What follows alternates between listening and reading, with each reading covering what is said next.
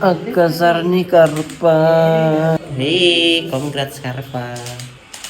Sa lahat ng followers ko, sa lahat ng sumusubaybay kay Meliza at Brian, pasensya na kayo kung ngayon lang ako magsasalita. Pasensya na kayo kung nilihim ko ang tungkol sa kasal na to. And yes, tama kayo. Gusto ko lang kasing maging intimate or private ang wedding na to. And bago ko ikwenta sa inyo kung bakit ko ito nilihim, samahan niyo muna kami sa aming preparation para sa aming pre-wedding or prenup shoot. So during that time nga ay nauuna talagang inaayusan or make-upan ang bride. And shout out sa aking makeup artist na si Miss Lex na galing pang Switzerland. And that time na inaayusan ako, hindi ko talaga ma-explain yung nararamdaman ko. Ganito pala talaga ang feeling ng ikakasal. And of course, after ng bride ay sunod dyan aayusan ay yung groom naman.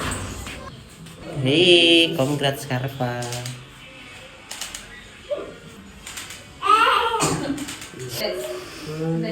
Agkasar ni Karpa.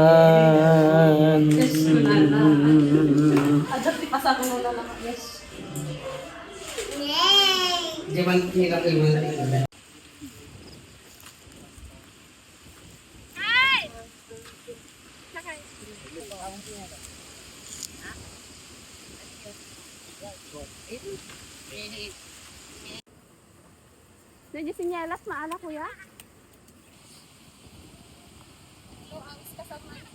Boy, maala. Dilaki tayo. Bilang alangan na. Ngayon class ko. Toy! 1, 2, 3. And sa mga nagtatanong kung sino ang kinuha naming photographer for this wedding, just follow and message Guy Angulo Films. Grabe guys, ibang level ang craft nila. Hindi kayo magsisisi. Sobrang worth it ang magpabook sa kanila. They accept bookings in any type of occasion, kaya i-message nyo lang yung Facebook page nila. So ayun na nga, back to story time tayo kung bakit nga ba ngayon ko lang ni-reveal ang tungkol sa wedding na to. Ganito kasi ang totoong nangyari.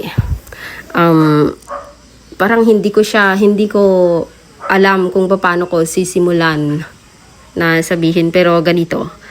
Nung nag-start nung March, nung first week ng March ay biglaan na nagkaroon ng ganitong prenup photoshoot.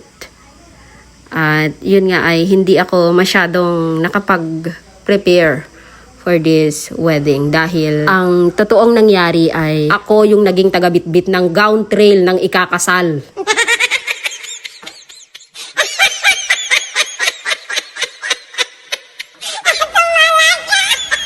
Yes, kasal to ng panganay naming kapatid at wala akong ibang naging